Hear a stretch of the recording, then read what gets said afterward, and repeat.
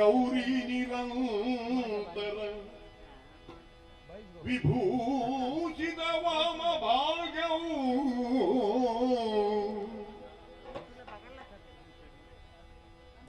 ಗಂಗಾತರಂಗ ಕಮನೀಯ ಜಟಾ ಕಲಾಪವು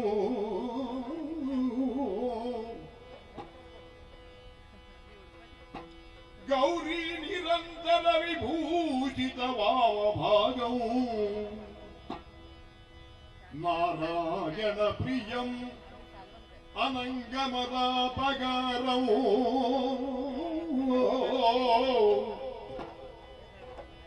ನಾರಾಯಣ ಪ್ರಿಯಂ ಅನಂಗಮದ ಪಗಾರವು ವಾರಣಾದಿಪುರಪತಿಯು ಭಜೇ ವಿಶ್ವನಾಥವು ವಾರಾಣಸಿ ಪುರಪತಿಯು ಭಜೇ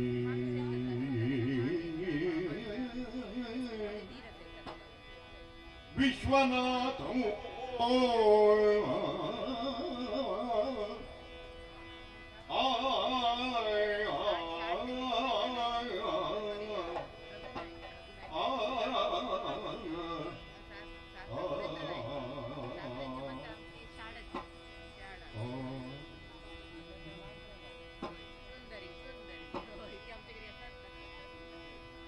ಅಮೃಗದಳ ನೇತ್ರೆ ಶ್ರೀ ದುರ್ಗಾಂಬಿಕೆಯ ಬರಗೊಂಡು ಭಕ್ತಿಯೋ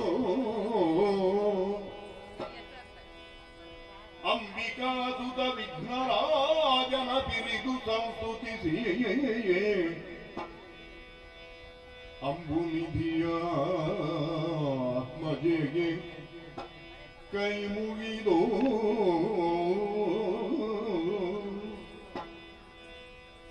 ಅಂಬುನಿಧಿಯ ಆತ್ಮಜೆಗೆ ಕೈ ಮುಗಿಯೋ ಅಂಬುಜಾತನ ವಾಣಿಯರ ಪಾದಾಂಬುಜಕ್ಕೆ ಕೊಡಮರುತ ಬನ್ನಿರನಿ ಕಥಾಮೃತವ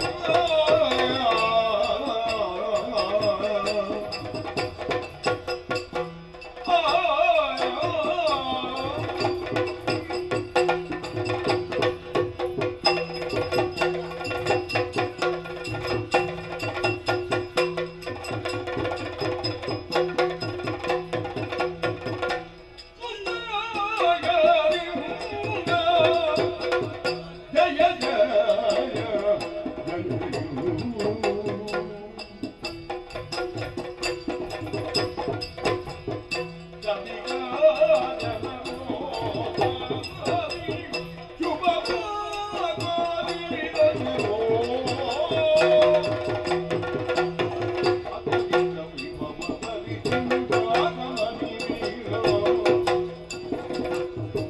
ಐಕ ವಿಭವದ ವಿಚಿಂತಾದ ನರಿವೀರ ವೇದನು ಮಾರನು ಅತಿ ವಿಭವದಿರೂರ ಮುದ್ರಾಗದಿಂದ ಜಯ ಜಯ ಎಲ್ಲೋ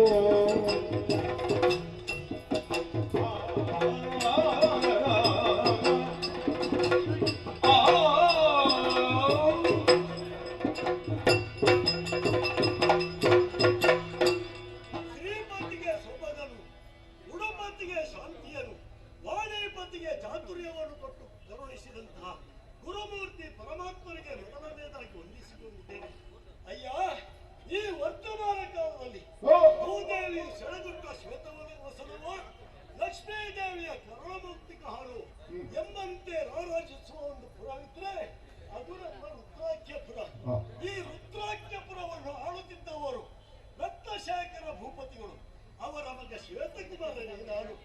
ಅಯ್ಯ, ದುರ್ಲಭ ಮಾನುಷ ದೇಹಂ ದೇಹಂ ಚ ಕ್ಷಣಭಂಗುರಂ ಎನ್ನುವಂತಹ ಮಾತು ಆ ವೇದವಾಣಿ ಎಷ್ಟು ಸತ್ಯ ನೋಡಿ. ನನ್ನ ತಂದೆಯವರಾದಂತಹ ರತ್ನಶೇಖರ ಭೂಪತಿಗಳು ಕಾಡಿಗೆ ಬೇಟೆಯಾಡುವುದಕ್ಕೆ ಹೋದಾಗ ಏಕಾಶ್ಯತ್ತು ಒಬ್ಬ ಕಿರಾತನೊಡನೆ ಹೋರಾಡಿ ಅಸುನೀಗಿದರು. ಏನು ಮಾಡೋಣ? ಆ ವೇಳೆಯಲ್ಲಿ ಗುರುಮಠದಲ್ಲಿ ವಿದ್ಯೆ ಕಲಿತಿದ್ದವರು ನಾನು. ಅಲ್ಲಿಗೆ ಬಂದಂತಹ ಹಿರಿಯರಾದಂತಹ ಮಣಿಬಿಂಬ ಮಂತ್ರಿಗಳು ಹೇಳಿದಂತಹ ವಿಷಯ ನನ್ನ ತೀರ್ಥರೂಪರು ಅಳಿದಿದ್ದಾರೆ ಎನ್ನುವ ಹಾಗೆ ಆ ವೇಳೆಯಲ್ಲಿ ಆಕಾಶವೇ ಕಳಚಿ ನನ್ನ ತಲೆ ಮೇಲೆ ಬಿದ್ದಂತಹ ಅನುಭವವಾಯಿತು. ಧೈರ್ಯವನ್ನು ಹೊರದು ಅರಮನೆಗೆ ಕರೆದುಕೊಂಡು ಹೋದವರು ಮಣಿಬಿಂಬರು. ಆ ಬಳಿಕ ನಮ್ಮ ತಂದೆಯವರ ಅಂತ್ಯವಿಧಿ ಕಾರ್ಯವನ್ನೆಲ್ಲ ವಿಧಿವತ್ತಾಗಿ ಮಾಡಿ ಮುಗಿಸಿದ್ದು ಆಯಿತು.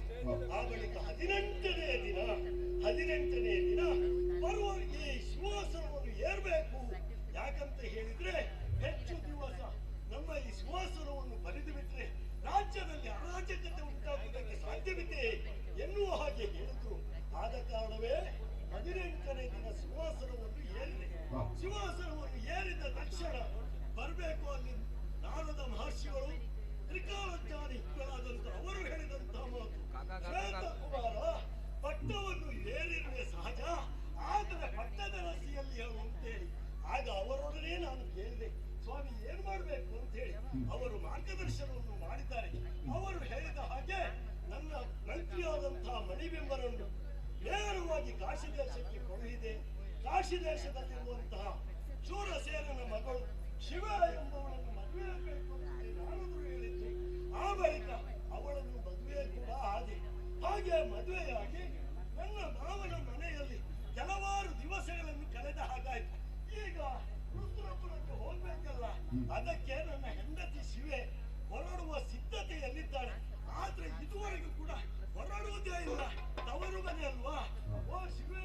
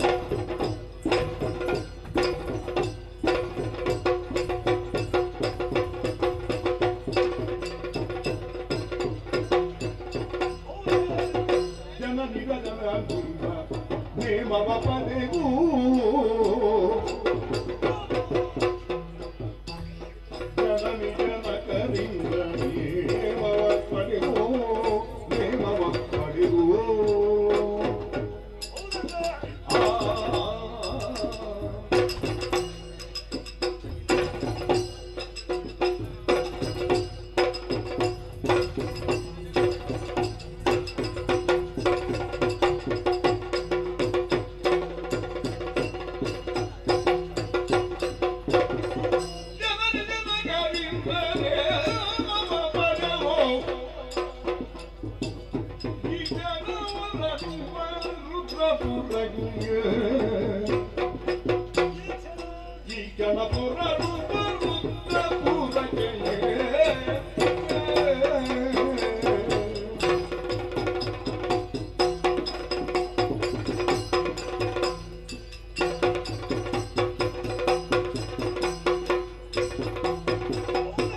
ಜನನಿಗೆ ನಗರಿಂದ ನಿಮಮ ಪಡೆದು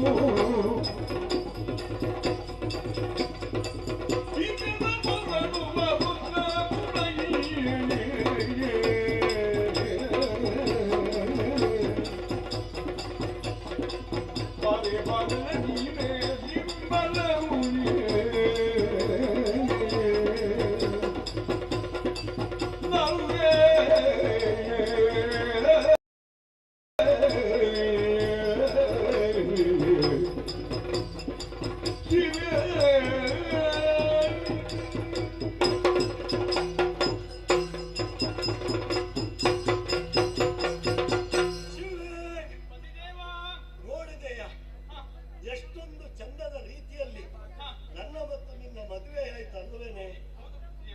ನಿನ್ನ ಇಷ್ಟ ಮಿತ್ರ ನಿನ್ನ ಎಲ್ಲ ಕಾಶಿ ದೇಶದವರು ಮಾತ್ರವಲ್ಲ, ಬೇರೆ ಬೇರೆ ಅಂಗ ವಂಗ ಕಳಿಂಗ ಕರ್ನಾಟಕ ಮುಂತಾದಂತ ಪ್ರದೇಶಗಳಿಂದ ಚಪ್ಪನಾರು ದೇಶಗಳಿಂದ ಬಂದಂತಹ ರಾಜರೆಲ್ಲ ಈ ಮದುವೆಯಲ್ಲಿ ಪಾಲ್ಗೊಂಡಿದ್ದಾರೆ ಅಲ್ವಾ.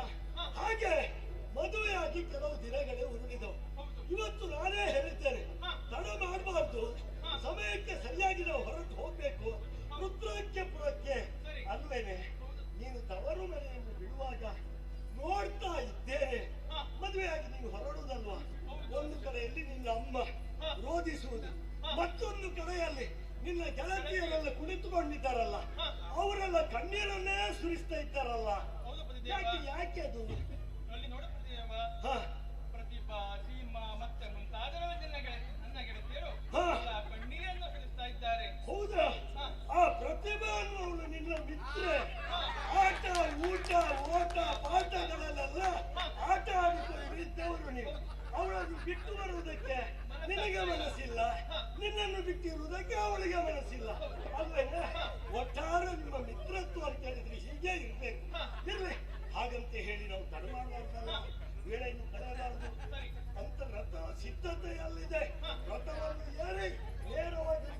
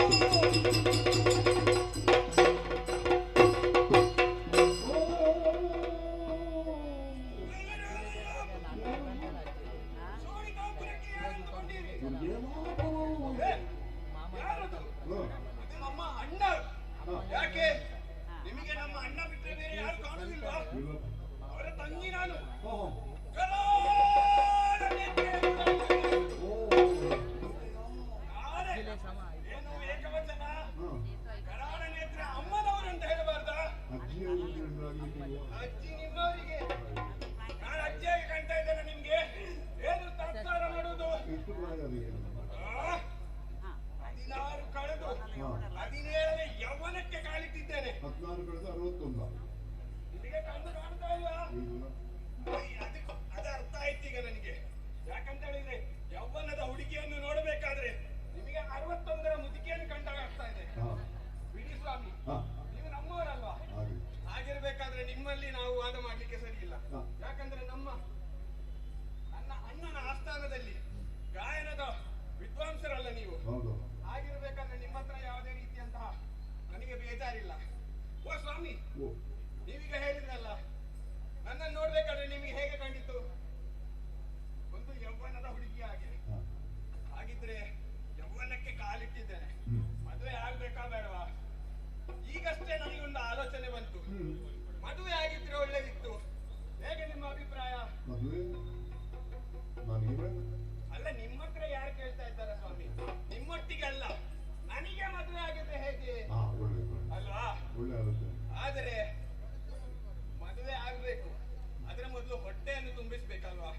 ಹೊಟ್ಟೆ ಹಸಿತಾ ಇದೆ. ಹಾಗಾದ್ರೆ ಏನ್ ಮಾಡುದು? ಒಂದು ಆಲೋಚನೆ ಉಂಟು. ನಮ್ಮದೇ ಕಾಡುಂಟಲ್ಲ, ಅಲ್ಲಿಗೆ ವನವಿಹಾರಕ್ಕೆ, ಅಲ್ಲ ಜಲಗಿಡೆಗೆ ಹೋಗ್ಬೇಕು. ಹೋದ್ರೆ ಹೇಗೆ? ಆಯ್ತಲ್ವಾ? ಹಾಗಾದ್ರೆ ನಡೀತಾನೆ ಆ ಕಡೆಗೆ.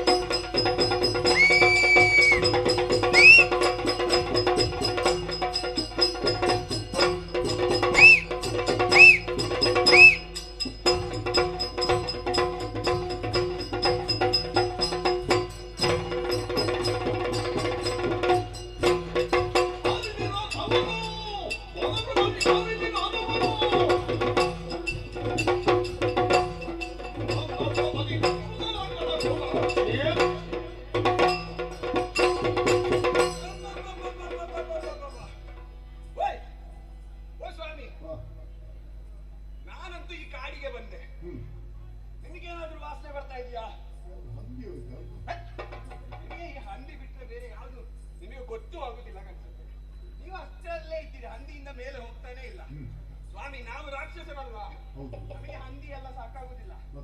ನಮಗೇನಿದ್ರು ಮನುಜರ ಮಾಂಸ ಬೇಕು, ಮನುಜರ ಮಾಂಸ. ಈ ಕಾಡಿನಲ್ಲಿ ಬಂದಾಗ ಮನುಜರ ವಾಸನೆ ಬರ್ತಾ ಇದೆ, ಎಲ್ಲಿಂದನೋ ಮನುಜರ ವಾಸನೆ ಬರ್ತಾ ಇದೆ. ಆ ವಾಸನೆ ನಿಮಗೆ ಬರುದಿಲ್ಲ, ಯಾಕೆ? ನೀವು ಅವರ ಗುಂಪಿಗೆ ಸೇರಿದವರಲ್ವಾ? ಹಾಗಾಗಿ ಮನುಜರ ವಾಸನೆ ನಮಗೆ ಒಂದು ಹುಮ್ಮಸ್ಸನ್ನು ಬರ್ತಾ ಇದೆ. ಏನು ಮಾಡ್ಬೇಕು ಅದಾಗಾದ್ರೆ?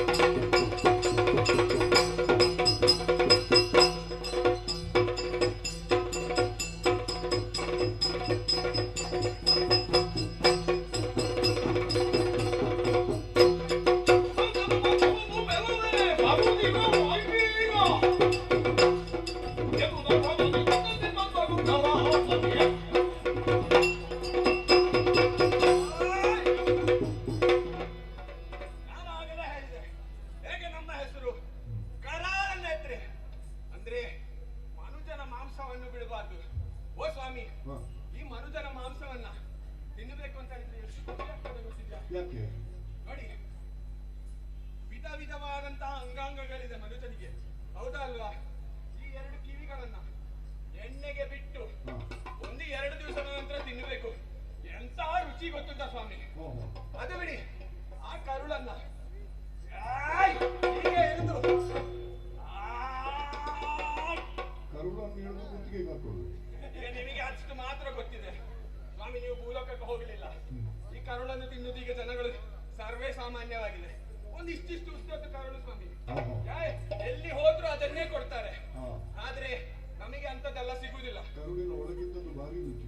ಹೌದಪ್ಪ, ತಿಂದಿದ್ದೀರಾ? ಹೇಗೆ ಏನಾದ್ರೂ ಮಾಡಿದ್ದೀರಾ? ಎಲ್ಲಿಯಾದ್ರೂ ಹೋಗಿ ತಿಂದ ಅಭ್ಯಾಸ ಉಂಟಾ? ಇಲ್ಲಲ್ಲ, ಇರ್ಲಿ ಬಿಡಿ. ಅಂತೂ ಆ ಸ್ವಾಮಿ, ನಿಮ್ಮವರು ಉಪ್ಪಿನಕಾಯಿ ಹಾಕ್ತಾರಲ್ಲ? ಹೌದು, ಮಾವಿನಕಾಯಿ ಉಪ್ಪಿನಕಾಯಿ. ಆದರೆ ನಮಗೆ ಹೇಗೆ ಈ ಮನುಷ್ಯನ 2 ಗುಡ್ಡೆಗಳುಂಟಲ್ಲ? ಯಾವುದು ಗುಡ್ಡೆ? ಓ ಸ್ವಾಮಿ, ಕಣ್ಣಿನ ಗುಡ್ಡೆ ಸ್ವಾಮಿ. ನೋಡಿ, ಅದಕ್ಕೆ ಹೇಳುದು ಹಿಂದೆ ಕುತ್ಕೊಳ್ಳಬಾರದು ಅಂತ. ಯಾವಾಗ್ಲೂ ಮುಂದೆ ಬಂದಿ ಅಂತ ಹೇಳುದು. ನಿಮಗೆ ಅದು ಅಭ್ಯಾಸವೇ ಆಗ್ಲಿಲ್ಲ. ಇರ್ಲಿ, ಆದ್ರೂ ಸಹ ಆ 2 ಗುಡ್ಡೆಗಳನ್ನ ಉಪ್ಪು ಹಾಕಿ, ಅದಕ್ಕೆ ಬೇಕಾದಂತ ವಿಧ ವಿಧದ ಪದಾರ್ಥಗಳನ್ನು ಹಾಕಿ ಅದು ಶೇಖರಣೆ ಮಾಡಿಟ್ರೆ ಈ ಮಳೆಗಾಲದಲ್ಲಿ ಎಂತ ರುಚಿ ಸ್ವಾಮಿ ಗೊತ್ತುಂಟ ತಿನ್ಲಿಕ್ಕೆ. ನಿಮಗೆ ಗೊತ್ತಿರ್ಲಿಕ್ಕಿಲ್ಲ, ನೀವು ಬರೀ ಮಾವಿನಕಾಯಿ ಮಾತ್ರ ತಿಂದವರಲ್ಲ, ಮನುಷ್ಯನ ಕಣ್ಣುಗಳಂತಿರ್ಲಿಲ್ಲ. ಇರ್ಲಿ, ಹಾಗಿದ್ರೆ ನಮ್ಮ ಕಾಡಿನ ಒಳಗೆ ಇವತ್ತು ಯಾವುದೋ ಮನುಷ್ಯನ ಜಾತಿ ಒಳಗೆ ಬಂದಿದೆ ಅಂತ ಅರ್ಥ. ಬಿಡಬೇಕಾ? ಬಿಡಬಾರ್ದು.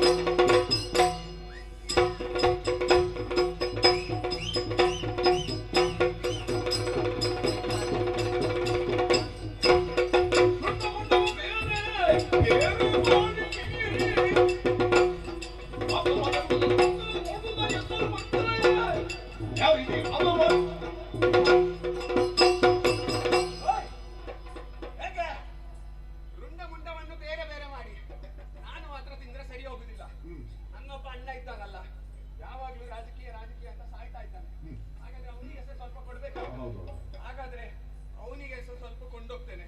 ರುಂಡವನ್ನು ಬೇರೆ ಮಾಡಿ, ಮುಂಡವನ್ನು ಬೇರೆ ಮಾಡಿ ಹೇಗೆ ಕೊಂಡೋಗುದು? ಚೀಲದಲ್ಲಿ ಯಾವ್ದಾದ್ರು ಹಾಕಿ ಕೊಂಡೋಗುದಪ್ಪ, ಹೌದಲ್ವಾ? ಹಾಗಾದ್ರೆ ಬೇಡ ಸ್ವಾಮಿ, ನಿಮ್ಮ ಚೀಲ ನಮಗೆ ಸಾಕಾಗ್ಲಿಕ್ಕಿಲ್ಲ. ಯಾಕಂದ್ರೆ ನನ್ನ ಶರೀರವನ್ನು ನೋಡಿ ನೀವು ಹೇಗುಂಟು. ನನಗೆ ಒಂದು ಮನುಷ್ಯನ ಮಾಂಸ ತಿಂದು ಸಾಕಾಗ್ಲಿಕ್ಕಿಲ್ಲ. ಹಾಗಿದ್ರೆ ಬರ್ತಾ ಇರುವವರು ಯಾರೇ ಆಗಿರ್ಲಿ, ಅವರನ್ನು ತಡೆದು ನಿಲ್ಲಿಸಿ ಅವನ ಮಾಂಸವನ್ನು ಬೇಗೆದು ತಿಂತೇನೆ. ಹಾಗಾದ್ರೆ ಹತ್ತ ಕಡೆ ಹೋಗ್ತಾನೆ.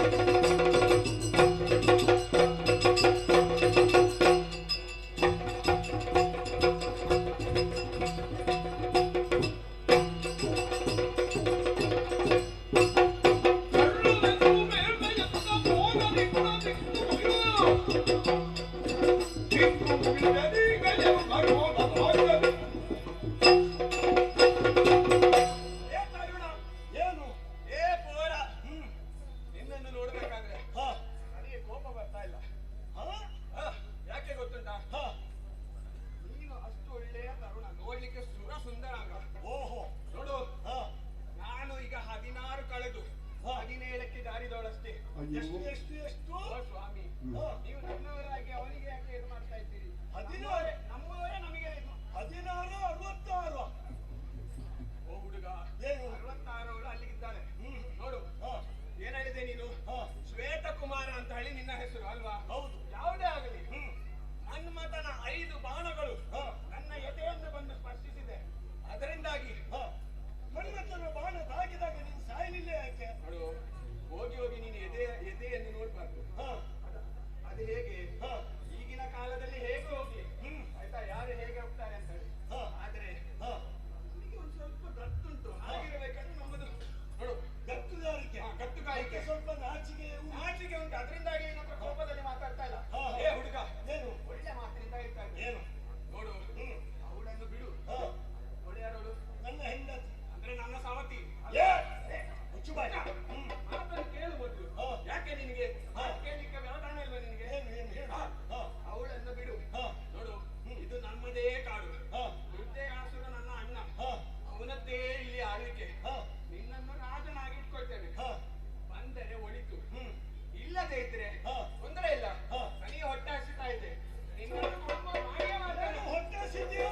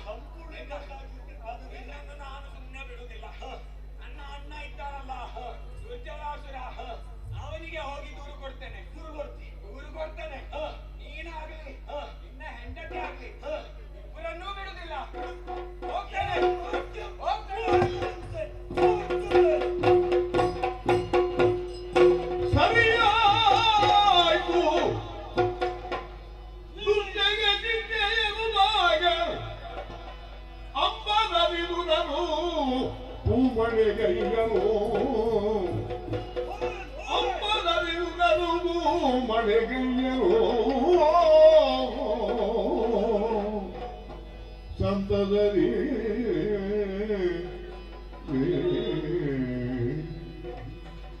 ಶಿವೇ, ಮಧ್ಯ ಪಥದಲ್ಲಿ ತಡೆದವಳು ಕರಾಳ ನೇತ್ರೆ. ನೋಡಿದೆಯಾ, ಸಿಕ್ಕಿದಂತಹ ಮನೋ ಮುನಿಗಳನ್ನು ತಿನ್ನುತ್ತಾ ಇದ್ದವಳು. ಯಾರಾದರೂ ಯಜ್ಞ ಯಾಗಾದಿಗಳನ್ನು ಮಾಡುವಂತಹ ಬ್ರಾಹ್ಮಣರು ಇದ್ರೆ ಅವರ ಹೋಮ ಕುಂಡಕ್ಕೆ ವಿಗ್ರಹವನ್ನು ತಂದೊಡ್ಡುವವಳು. ಬ್ರಾಹ್ಮಣರನ್ನೆಲ್ಲ ಕಡಿದು ತಿನ್ನುವವಳು.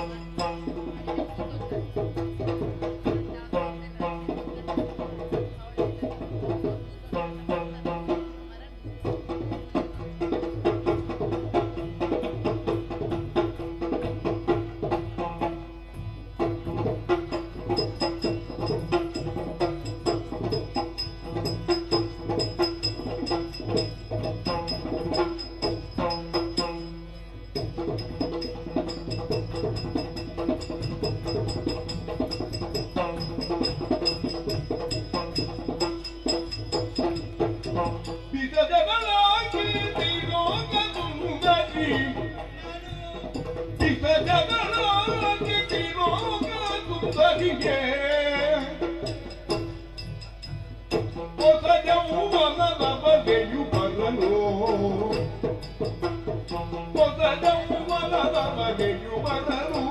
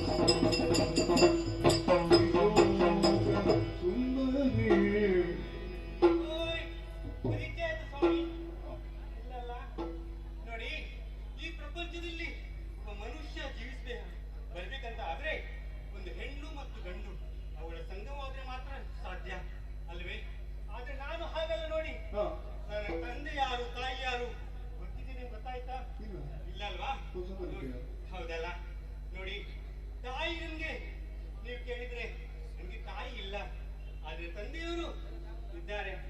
ಯಾರು ಹೇಳಿ? ಓಯ್, ಇಲ್ಲಿಯವಳಲ್ಲ ನಾನು. ಗೊತ್ತಾಗಿಲ್ಲ ಕಾಣ್ತೀನಿ ನಿಮ್ಗೆ? ಹೌದಾ? ನಾನು ಇಲ್ಲಿಯವಳು ಅಲ್ವೇ ಅಲ್ಲ, ಸತ್ಯಲೋಕದವಳು ನಾನು. ಹೌದಲ್ಲ? ಬ್ರಹ್ಮದೇವರ ಮಗಳು ನಾನು, ಅವರ ಸಂಪಷ್ಟ ಮಾತ್ರದಿಂದ ಹುಟ್ಟಿದವಳು ನಾನು. ನನ್ನ ಹೆಸರು ತ್ರೈಲೋಕ್ಯ ಸುಂದರಿ ಎಂಬುದಾಗಿ ನನ್ನ ಹೆಸರು. ಹೌದಲ್ಲ?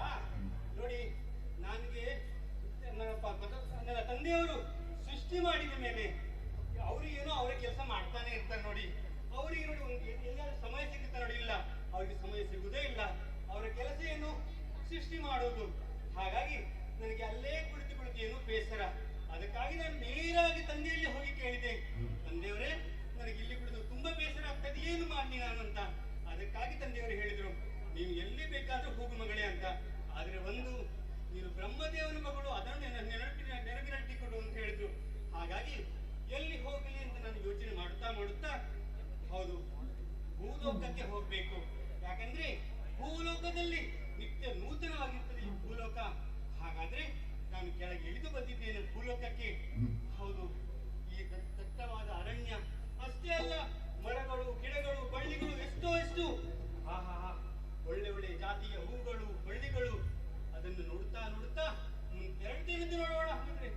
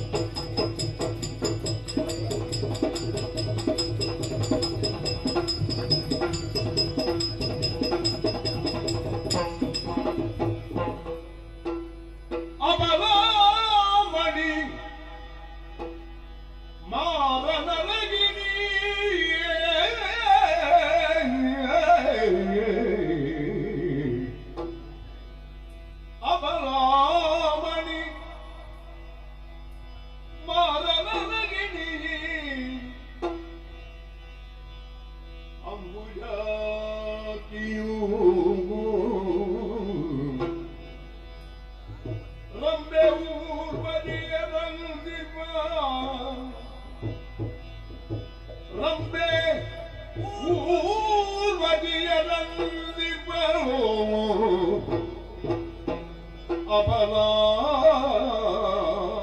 ಅಬಲಾಮಣಿ ಸೊಬಗಿಂದ ಬೆಲೆಯಲು ಕಂಡ ಅಂಗಜನ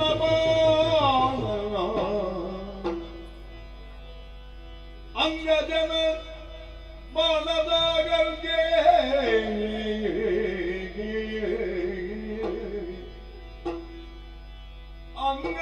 ಅಂಗನಾಮಣಿ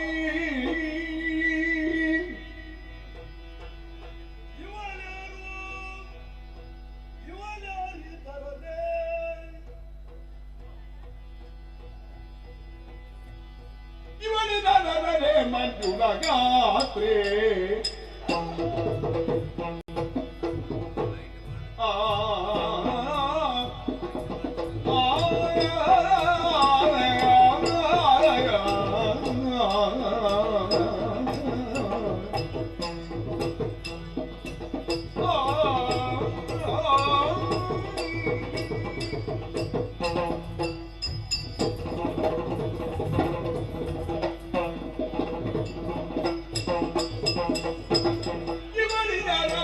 ಮಂಜುಳ ಗಾತ್ರೆ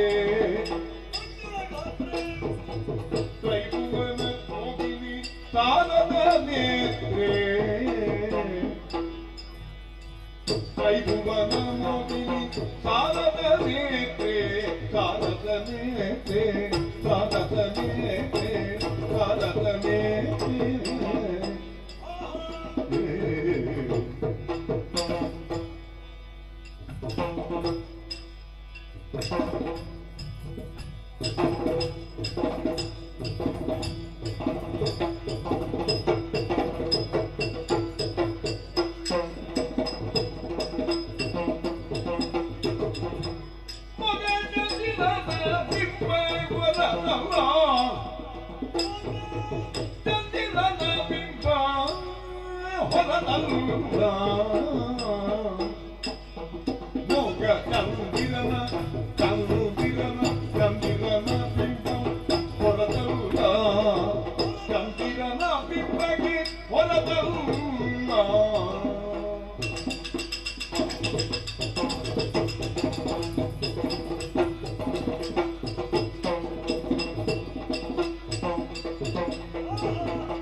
ಚೆಲ್ವನ್ನಗೆಯರು ಚಂದ್ರಿಕೆಯದು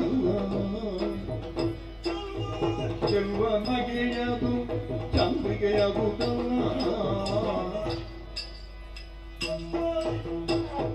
ಸೊಗದಿನ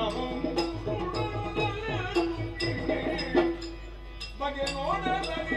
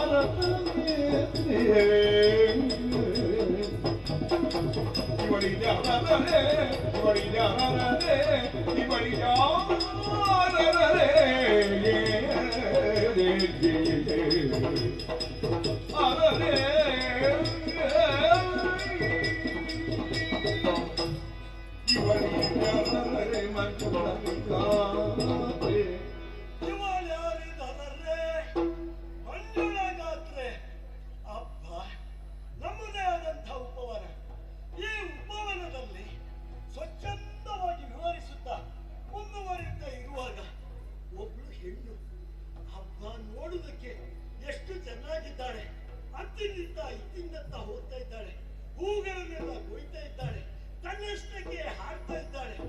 ನೋಡುವಾಗ ಇವಳು ನಮ್ಮ ರುದ್ರಪುರದವಳು, ಇವಳು ಅದುವೇ ಅಲ್ಲ. ಯಾಕಂತ ಹೇಳಿದ್ರೆ ರುದ್ರಪುರ ಇಷ್ಟು ಚಂದದ ಹುಡುಗಿಯರು ನಮ್ಮ ರುದ್ರಪುರದಲ್ಲಿ ಇರುವುದೇ ಇಲ್ಲ. ಹಾಗಾದ್ರೆ ಇವಳು ಹಾಗಿರ್ಬೋದು? ಇವಳನ್ನು ಸರಿಯಾಗಿ ನೋಡ್ತಾ ಇದ್ದೇನೆ. ಇವಳ ಕಟಿ, ತುಟಿ, ಗಂಟ, ಸೊಂಟ, ನಡೆ, ಚೆಡೆ, ಕೈ, ಮೈ, ಆಯ, ಆಕೃತಿ, ಗತಿ, ಶುದ್ಧಿ, ಮತಿ, ಭಾವ, ಭಾವ, ವಿಜ್ಞಾನ, ಇದೆಲ್ಲ ನೋಡುವಾಗ ಎಷ್ಟೊಂದು ಚೆನ್ನಾಗಿ ಕಾಣ್ತಾ ಇದ್ದಾಳಲ್ಲ. ಅಡೆಯಿಂದ ಬಿಡಿಯವರೆಗೆ, ಬಿಡಿಯಿಂದ ಅಡಿಯವರೆಗೆ ನೋಡಿದ್ರೆ ಅಷ್ಟಮಿಯ ಚಂದ್ರನಂತೆ ಶೋಭಿಸುವ ಲಲಾಟ, ಮುಖಕ್ಕೆ ಅಲಂಕಾರವೆಂಬಂತೆ ಶೋಭಿಸುವ ಕಸ್ತೂರಿ ತಿಲಕ, ವದನವೆಂಬ ಕಾಮನ ಮಂಗಲಗಳ ತೋರಣದಂತಿರುವ ಹಕ್ಕುಗಳು, ಮುಖಶ್ರೀ ಎಂಬ ಜಲಪ್ರವಾಹದಲ್ಲಿ ಚಲಿಸುತ್ತಿರುವ ಮೀನಿನಂತಿರುವ ಕಣ್ಣುಗಳು, ಶುದ್ಧ ವಿದ್ಯೆಯ ಅಂಕುರದಂತಿರುವ ದಂತ ಪಂಕ್ತಿಗಳು, ಸರಸ್ವತಿಯ ವೀಣಾನಾದವನ್ನೇ ಮೀರಿಸುವ ಮಾತಿನ ಮಾಧುರ್ಯ, ಎಡೆಯಿಲ್ಲದ ಗಲ್ಲದ ಕಾಂತಿ, ತೋಳುಗಳಲ್ಲಿ ಶೋಭಿಸುವ ಬಂಗಾರದ ಭಾವಪೂರ್ಣ ಕಿರೀಟಗಳು, ಕಾಮೇಶ್ವರನ ಪ್ರೇಮರತ್ವಕ್ಕೆ ಬೆಲೆಯಂತಿರುವ ನಾಭಿ ಎಂಬ ಕಟಿಯಲ್ಲಿ ಹುಟ್ಟಿ ಮೇಲೆ ಬಂದ ರೋಗ ರಾಜಿಯ ಲತೆಯ ಫಲಗಳಂತಿರುವ ಚಿತ್ರದ್ವಯಗಳು, ಹುಟ್ಟಿದ್ದಾಳೆ ರತ್ನಾಸನ, ರತ್ನ ಕಿಂಕಿನಿಂದ ರಮ್ಯವಾದಂತಹ ಸೋಲಮೇಕಲೆಯನ್ನೆಲ್ಲ ಧರಿಸಿಕೊಂಡಿದ್ದಾಳೆ. ಅಪ್ಪ, ನೋಡಿದ್ರೆ ಮೂಲೋಕ ಆವರಿಸಿದ ಮನ್ಮಥ ಇದ್ದಾರ, ಮೂಲೋಕ ಆವರಿಸಿದ ರೂಪದಿಂದ ಕೂಡಿದಂತ ಮನ್ಮಥ. ಅವನ ಸತಿ ರತಿಯೋ, ಪರಮೇಶ್ವರನ ಪಾರ್ವತಿಯೋ, ಅಲ್ಲ ದೇವೇಂದ್ರನ ಶಚಿಯೋ ಎಂಬ ಹಾಗೆ ರಾರಾಜಿಸ್ತಾ ಇದ್ದಾಳಲ್ಲ.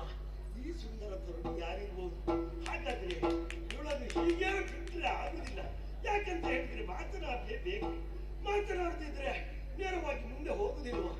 ಈ ಪ್ರಪಂಚದಲ್ಲಿ ಹೇಳ್ತಾರೆ, ಸುಂದರ ನೀರುಳ್ಳಿ ಕಡಿಯುವಾಗ ಕಣ್ಣಿನಿಂದ ನೀರು ಬರ್ಬೇಕಂತ. ಹಾಗೆ ಸುಂದರವಾದಂತ ಹೆಣ್ಣನ್ನು ನೋಡುವಾಗ ಬಾಯಲ್ಲಿ ನೀರು ಬರಬೇಕು ಅಂತ ಹೇಳಿ. ಒಂದು ವೇಳೆ ಬಾಯಲ್ಲಿ ನೀರು ಬರ್ತಿದ್ರೆ ಅವರ ಆರೋಗ್ಯವೇ ಸರಿಯಿಲ್ಲ ಅಂತೇಳಿ, ಈ ಶ್ವೇತಕುಮಾರನ ಆರೋಗ್ಯ ಸರಿಯಿಲ್ಲ ಅಂತೇಳಿ ಅವಳು ಯೋಚನೆಯನ್ನು ಮಾಡಬಾರ್ದು. ಯಾಕಂತ ಹೇಳಿದ್ರೆ ನಾನು ಗಮನಿಸ್ತಾ ಇದ್ದೇನೆ ಅವಳನ್ನು. ನನ್ನನ್ನು ನೋಡ್ತಾ ನೋಡ್ತಾ ನೋಡ್ತಾ ನೋಡಿದ್ರೆ ಕಾಲಿನ ಹೆಬ್ಬೆರಳನ್ನು ನೆಲದ ಮೇಲೆ ಗೀಚುತ್ತಾ ಇದ್ದಾಳೆ. ಹಾಗೆ ನನ್ನನ್ನು ನೋಡಿ ಈ ಕಾಲಿನ ಹೆಬ್ಬೆರಳನ್ನು ಹುಡುಗಿಯರು ನೆಲದ ಮೇಲೆ ಗೀಚುವುದು ಯಾವಾಗಂತ ಹೇಳಿದ್ರೆ ಸಮ್ಮುಖದಲ್ಲಿ ಒಬ್ಬ ಹುಡುಗ ಇದ್ದಾನಂತಾದ್ರೆ, ಅವನ ಮೇಲೆ ಅವಳಿಗೆ ಮನಸ್ಸಾಯ್ತಂತಾದ್ರೆ ನಿಂತಲ್ಲೇ ಮೆಲ್ಲಗೆ ಕಾಲಿನ ಹೆಬ್ಬೆರಳನ್ನು ನೆಲಕ್ಕೆ ಗೀಚುತ್ತಾಳೆ. ಹಾಗೆ ಅಷ್ಟು ಮಾತ್ರವಲ್ಲ, ಹೆಂಡತಿ ಒಬ್ಬಳು ಗಂಡನೊಂದಿಗೆ ಮಲಗಿಕೊಂಡಿರುವಂತಹ ವೇಳೆಯಲ್ಲಿ ಅವಳಿಗೆ ಗಂಡನಿಂದ ಏನಾದ್ರು ಬೇಕಂತಾದ್ರೆ ಕೈವಳೆಯನ್ನು ಅಲುಗಾಡಿಸ್ತಾಳೆ, ಸದ್ದು ಮಾಡ್ತಾಳೆ. ಹಾಗೆ ಇವಳು ಕೂಡ ನನ್ನನ್ನು ಎಚ್ಚರಿಸುವುದಕ್ಕಾಗಿ ಹೀಗೆ ಮಾಡ್ತಾ ಇದ್ದಾಳೆ. ಹಾಗಾದ್ರೆ ಇವಳನ್ನು ಹೀಗೆ ಬಿಡಬಾರ್ದು. ಬಿಟ್ಟರೆ ಮತ್ತೆ ಹೋಯ್ತಲ್ವಾ? ನಾನೇ ಯಾರು? ಇಲ್ಲಿ ಅಧಿಕಾರಿ ಅಲ್ವೇ, ರಾಜ ಅಲ್ವೇ? ಎಷ್ಟು ಕೂಡ ಮದುವೆ ಆಗ್ಬೋದು ಅಲ್ವಾ? ಹಾಗಾದ್ರೆ ಇವಳೊಂದು ಮಾತನಾಡ್ಬೇಕು. ಯಾವ ರೀತಿಯಲ್ಲಿ ಮಾತನಾಡುವುದು? ಓಹೋ, ನಾರಿ ಮಗುವಯ್ಯಾರಿ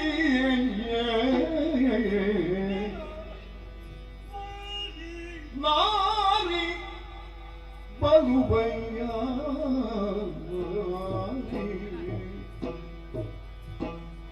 ನಾರಿ ಬಲುವಯ್ಯ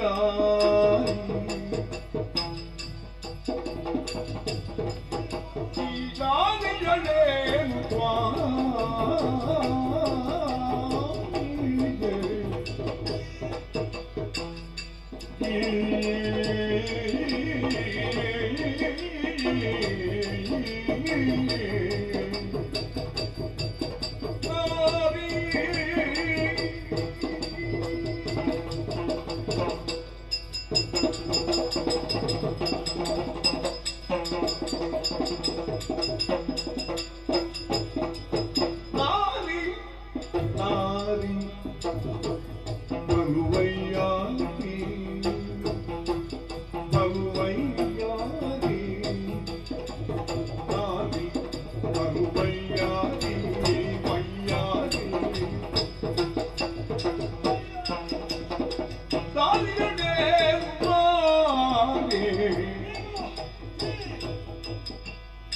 ಸರಸಾಗಿ ನಿನಗಿಲ್ಲವೂ ಸರಿ, ಸರಸಾಗಿ ನಿನಗಿಲ್ಲವೂ ಸರಿ.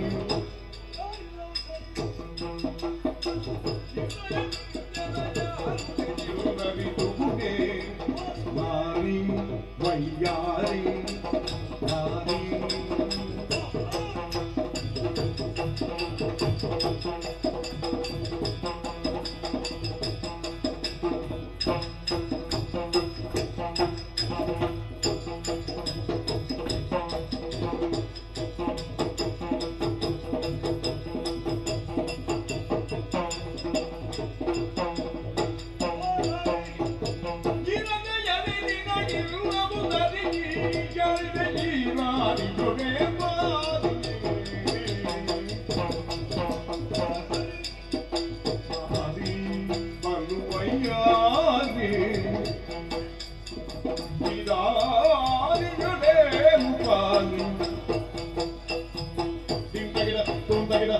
ತಗಡ ದಿನ್ನತ್ತೈ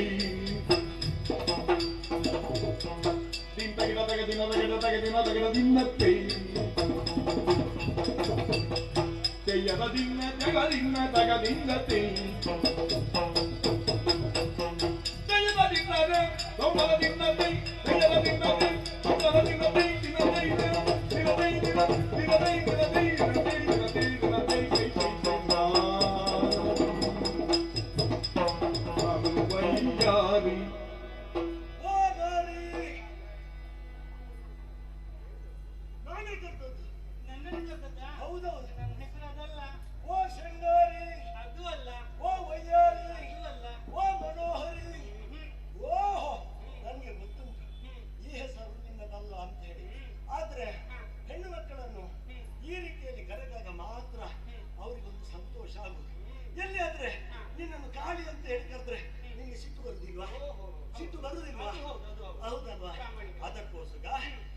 ಶೃಂಗಾರಿ ಬಂಗಾರಿ ವಯ್ಯಾರಿ ಮನೋಹರಿ ಎಂಬ ಹಾಗೆ